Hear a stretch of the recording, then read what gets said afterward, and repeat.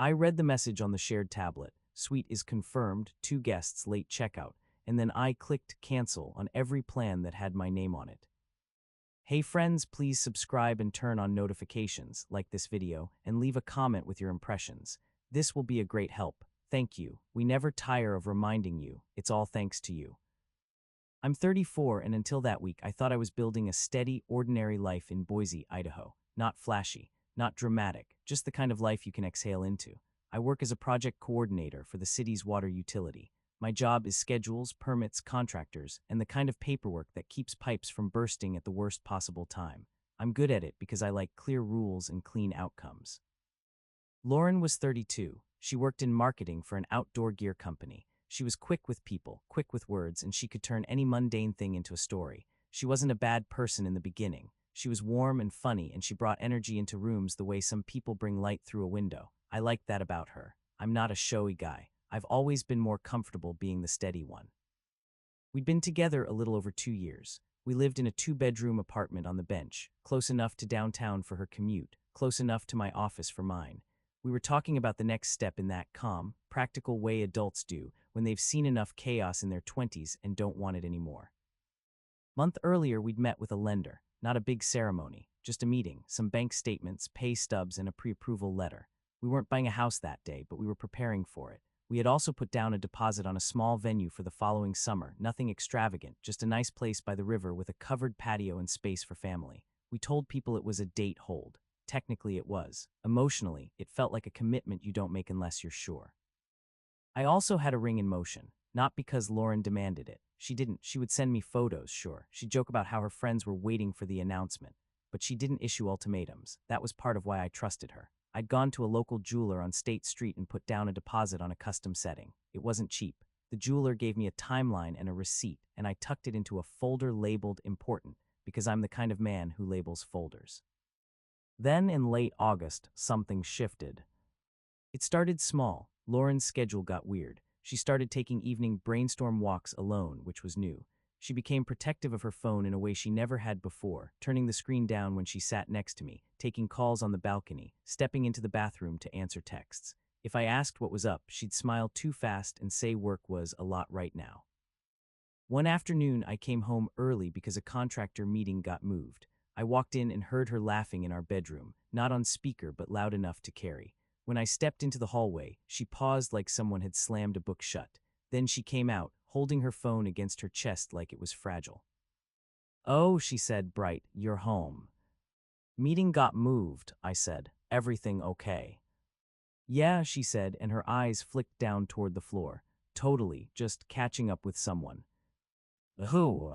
She hesitated half a beat. "Drew." Drew was her ex from before me. They dated in their late 20s, then broke up mutually, according to her. I'd met him once at a group thing early on. He had that loose, self-satisfied charm that makes you feel like you're being sold something even when he's just ordering food. Lauren told me they stayed friendly, that they shared some friends, that it wasn't a big deal. I didn't love it, but I didn't forbid it either. I'm not anyone's warden. "Okay," I said, "you two talk often."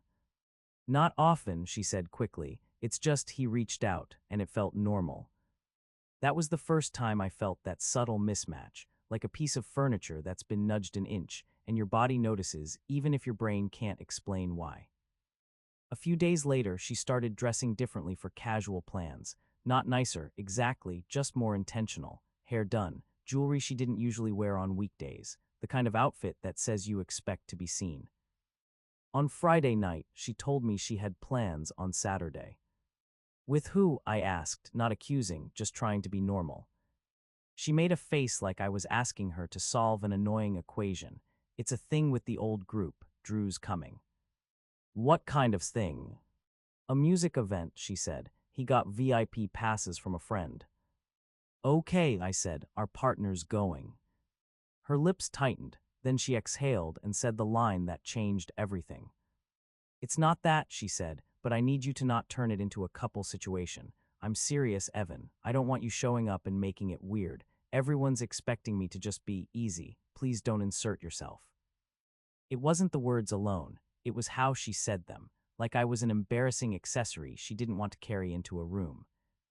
I stood there with a dish towel in my hands mid-dry, and I looked at her. She didn't look guilty. She looked annoyed, like my existence was an inconvenience to her plan. "What does easy mean?" I asked. She rolled her eyes. "You're doing that thing." "What thing?" "Where you ask 100 questions," she snapped. "It's one day. Drew has connections. There are people there. I'm not going to babysit your feelings while I'm trying to have a good time." I felt something in me go quiet, not angry, not loud, quiet like a switch flipping off. I didn't raise my voice. I didn't plead. I just set the dish towel down and said, "Okay, have fun." She studied my face like she expected a fight. When she didn't get one, she softened her tone. "Thank you," she said, and leaned in to kiss my cheek. I turned slightly, just enough that it landed near the corner of my jaw instead. She didn't comment. She just smiled like she'd won a small battle. That night I slept lightly, not because I thought she was cheating in that precise moment, but because the disrespect sat in my chest like a stone. People can be messy. People can make dumb choices. But that line, "Don't show up, don't insert yourself," wasn't a dumb choice. It was a message. It said, "I'm managing you." The next morning, she left early. She said she was meeting them for lunch first. She was gone before I even finished shaving. Around noon, I went to print the pre-approval letter and some lease paperwork. We had been talking about moving into a rental house for a year while we shopped for something to buy. The landlord needed proof of income, and I was the one who handled that stuff. Our printer was connected to the shared tablet we kept on the kitchen counter for recipes, streaming, and the occasional video call with family. It was logged into a shared email account for bills and household stuff. When I picked it up, the screen lit with notifications. One was from a boutique hotel in downtown Boise. The subject line was, "Your stay details plus mobile key instructions." My stomach didn't drop dramatically, it just went cold. I tapped it because it was right there, open on a device we both used. The email showed a reservation for that night. 1 room, a suite, 2 guests. Check-in at 4:00 p.m. Late checkout the next morning. The name on the reservation was Lauren. The special requests line said, "Champagne on arrival." Under guests, it listed, Lauren H. and Drew R. There was also a second email below it from a ticketing platform, VIP passes transfer confirmation. I stared at the screen for a long time, not because I was trying to force the story into a shape I could live with, but because my brain was taking notes the way it always does. A hotel suite, 2 guests, champagne, late checkout. On the same day she told me not to insert myself. It wasn't a misunderstanding, it was a plan. I set the tablet down gently, like I was setting down something that could shatter. Then I sat at the kitchen table and opened the folder labeled Important. Inside were the venue receipt, the jeweler deposit receipt, and the moving paperwork, all the little pieces of the future I was funding. My hands were steady, my heart was not, but I didn't let that change what I did next. I pulled up the venue contract on my laptop. The deposit was partially refundable if canceled more than 90 days out, minus a processing fee. We were far beyond that window. We were 10 months out. The refund wouldn't be full, but it wouldn't be zero. The contract listed the email for cancellations. It also listed both of our names because we'd signed together.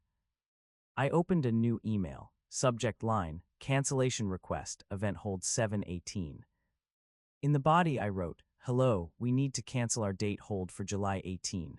Please confirm the cancellation and any applicable refund per contract. Thank you." I attached the contract. I hit send at 12:47 p.m. Then I called the jeweler. The man who answered sounded like he'd been doing this a long time, calm voice, no drama. "Hi," I said, "this is Evan. I have an order under my name with a deposit. I need to cancel it today." There was a pause as he pulled it up. "I see it. Custom setting. Deposit received 2 weeks ago." "I understand there may be a fee," I said. "Please tell me what the cancellation policy is." "Deposit is refundable within 30 days minus the design fee," he said. "Design fee is $250. "That's fine," I said. "Please process the refund and email me confirmation." "You want it back to the same card?" "Yes," I said, "and please email the itemized breakdown." He didn't ask why, he didn't need to, he just said, "I'll have that sent within the hour." At 1:12 p.m. I got the email. Subject line, "Order cancellation confirmation." It listed the deposit amount, the design fee, and the refund total. It said, refund will appear within 5-7 business days. I saved it as a PDF in a folder named Receipts. Then I canceled the moving truck reservation. It was a small thing, $89 reservation fee, refundable if canceled 48 hours prior. We weren't moving for another month, so it was fully refundable. I clicked cancel. I saved the confirmation. I forwarded it to my personal email.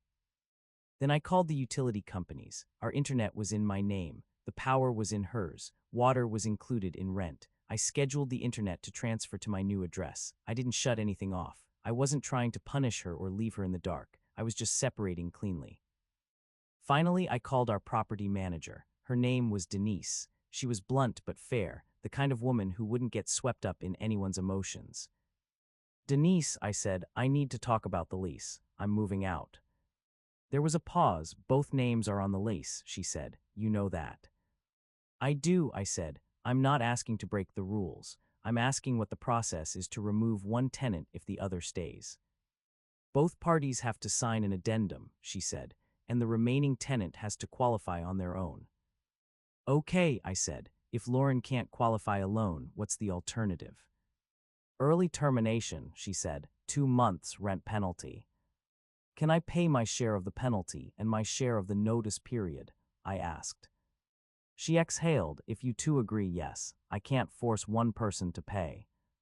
I understand, I said. Please email me the options and the paperwork. She said she would. I didn't call Lauren. I didn't text her. I didn't do the dramatic thing where you confront someone while they're out and give them the chance to rewrite reality in real time. I wanted facts. I wanted clean decisions. By 2:30 p.m., I had a plan. I packed only what was clearly mine: clothes from my side of the closet, my work boots, my laptop, my paperwork, the framed photo of my late father that sat on my nightstand, tools I'd bought, books with my name inside the cover, the kitchen knife set I brought into the relationship. I left the couch. I left the TV. I left most of the shared stuff because I didn't want to argue about forks. I took photos of the apartment when I left, not because I expected a war, but because I've lived long enough to know that clean records prevent messy accusations. I called my friend Nate, a coworker who had a finished basement apartment he rented out month to month. He'd mentioned it once in passing when we were joking about rent prices. You still have that place? I asked. Yeah, he said. Why? I need somewhere to stay, I said. Tonight. He didn't ask for the story. He just said, come by at 5, bring whatever you need. At 3:10 p.m., Denise emailed the lease addendum and the early termination terms. I read every line. I printed it. I highlighted the relevant parts. Then I sat on the edge of the bed in the apartment that no longer felt like mine, and I waited. Lauren came home around 8:30 p.m. I heard her keys. I heard her heels. I heard her voice before I saw her. Evan, she called, bright like nothing was wrong. Babe. When she walked into the living room, she froze. Half the closet was empty. My side of the bathroom counter was cleared. The folder of documents was gone. A few boxes sat near the door. Her face shifted through confusion to anger so fast it was almost impressive.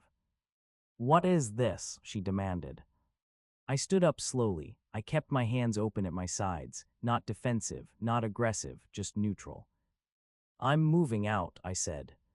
She blinked hard like she didn't process the words. Then she laughed once, sharp, because I went to a music event. Are you serious? I saw the hotel reservation, I said. On the tablet, 2 guests, champagne, late checkout.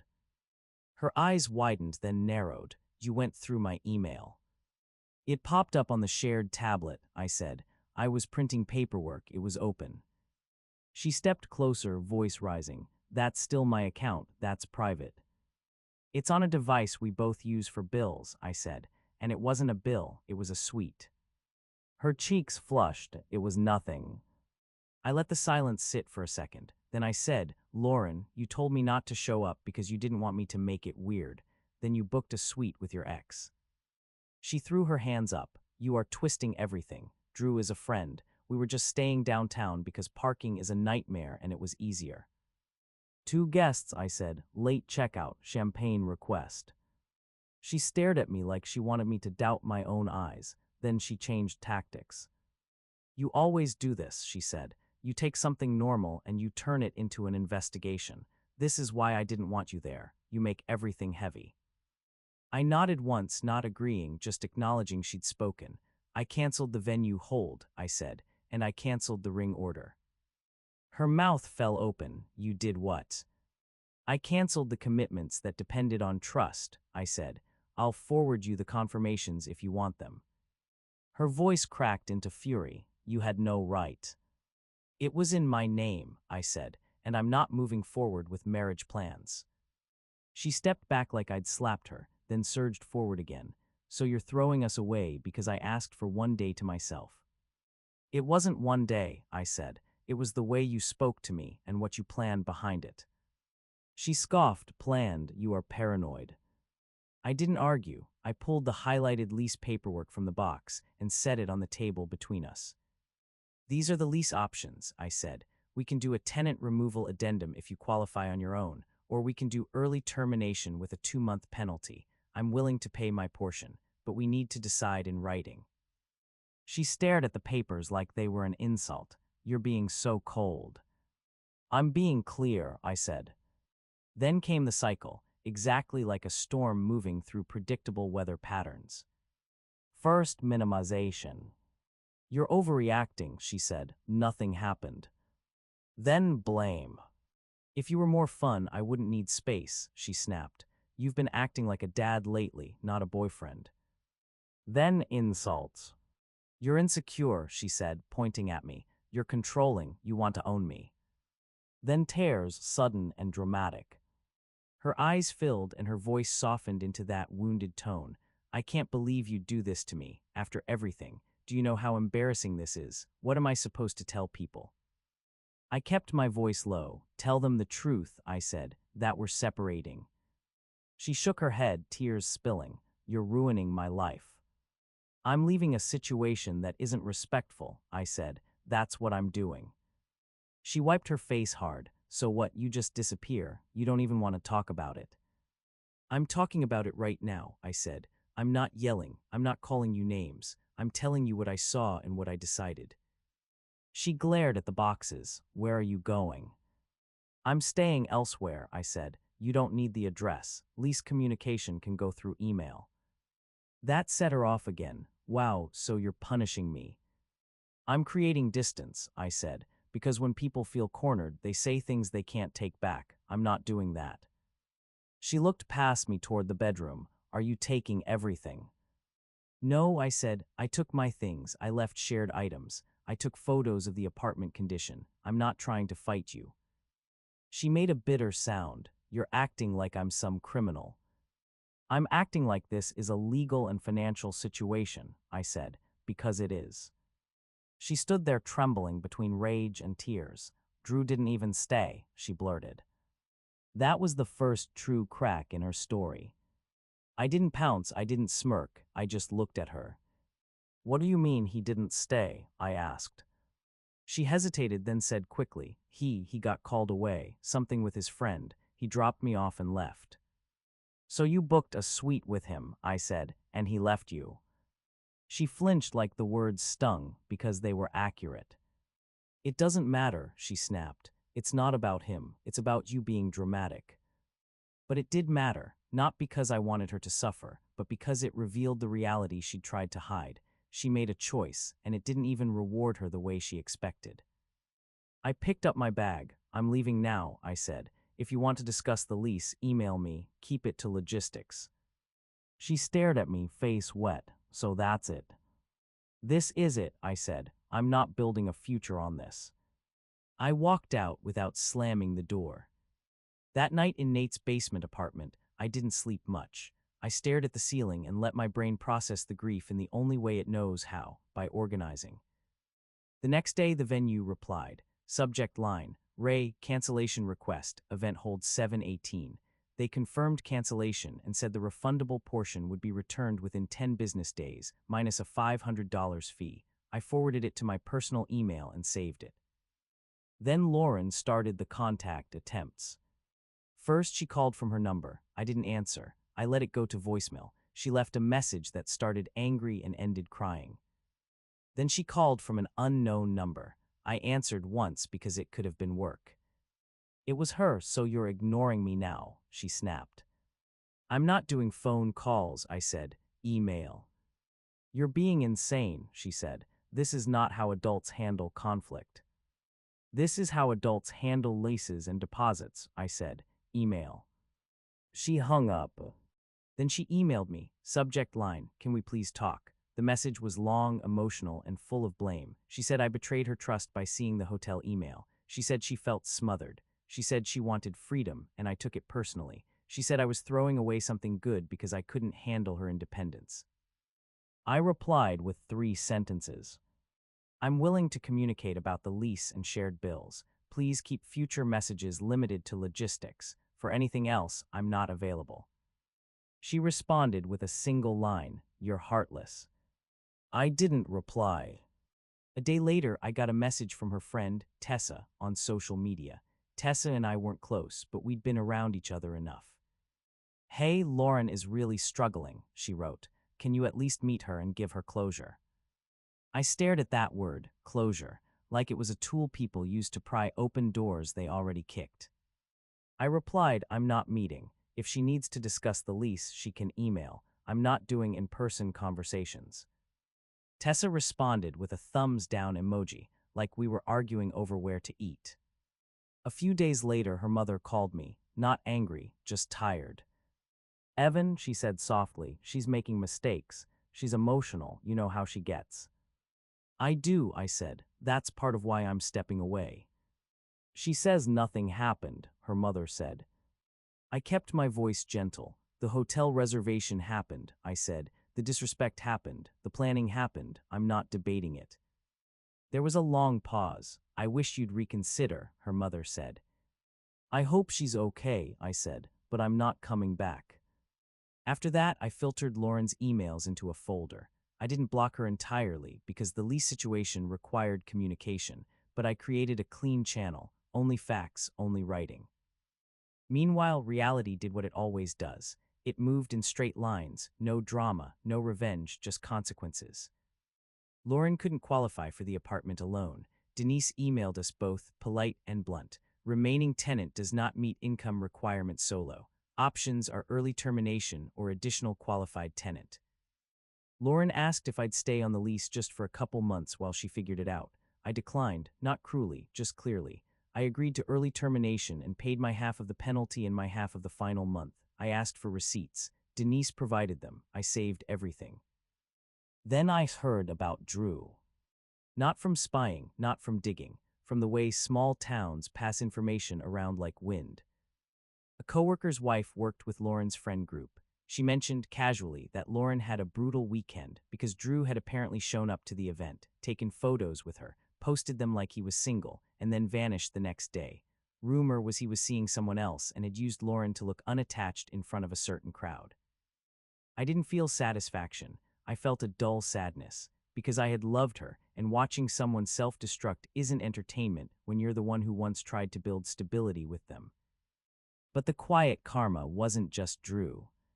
It was the financial strain of moving on short notice, the loss of our shared rent arrangement, the reality of her budget without my contribution, the embarrassment of explaining why the venue hold disappeared, why she wasn't getting engaged like she'd hinted to friends, why she was suddenly crashing on a friend's couch for a few weeks while she found a new place.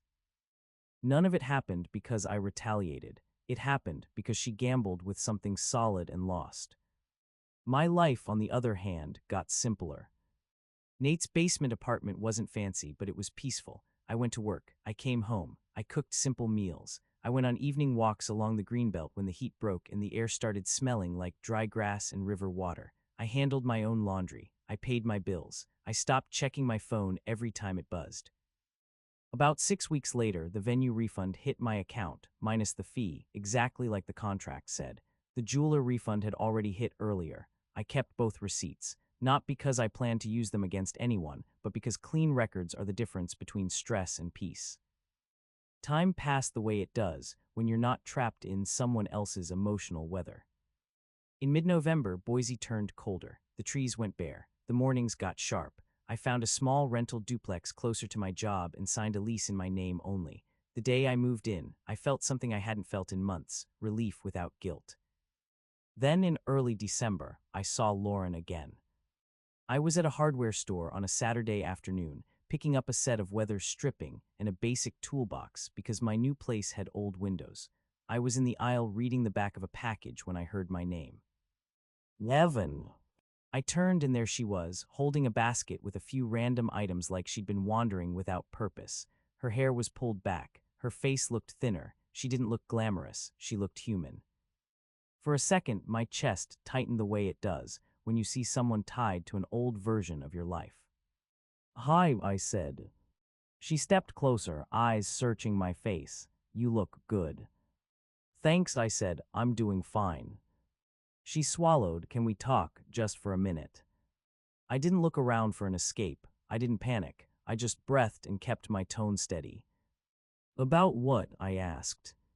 Her eyes glistened. I made mistakes. I was stupid. I let people get in my head. I didn't think you'd actually leave. I watched her for a moment, not with anger, with clarity. I did leave, I said. I know, she whispered. I miss our life. I miss how safe it felt. I nodded slowly. Safety isn't something you get to risk as a test, I said. She flinched. I wasn't testing you. It felt like you were, I said. You wanted me small, you wanted me quiet, and you wanted me waiting at home while you played single. Her shoulders slumped. Drew was a disaster, she said, like that explained everything. I didn't take the bait. I didn't ask for details. I didn't need them. I hope you're okay, I said, truly, but I'm not reopening this. Tears slid down her cheeks, so I'm just nothing to you now. I kept my voice gentle. You're someone I cared about, I said, and you're someone I don't trust. Both can be true. She stood there shaking, like she wanted to argue, like she wanted me to soften, but I didn't move. After a long moment, she nodded once, defeated. I'm sorry, she said. I accept that you're sorry, I said. Take care of yourself. Then I put the weather stripping in my basket and walked toward the checkout. Not fast, not dramatic, just finished. If you've ever had a relationship end because of disrespect more than a single act, tell me what your turning point was. What was the line that made you quietly choose yourself?